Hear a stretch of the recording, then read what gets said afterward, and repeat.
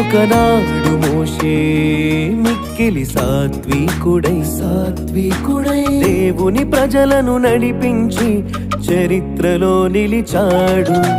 క్రీస్తు విషయమై నిందా గొప్ప భాగ్యమని ఎంచి నాయకుడంటేమిటో చూపించి మన మనసులు గెలిచాడు.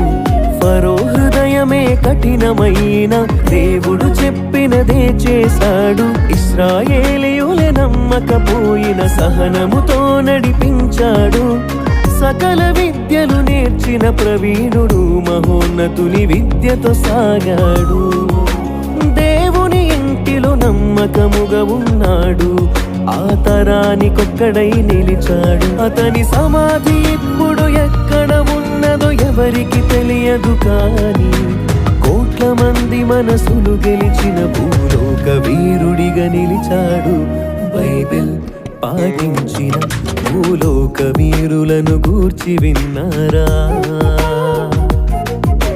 సహనం సాత్వికముతో ఎవరినైనా మీరు గెలిచారా?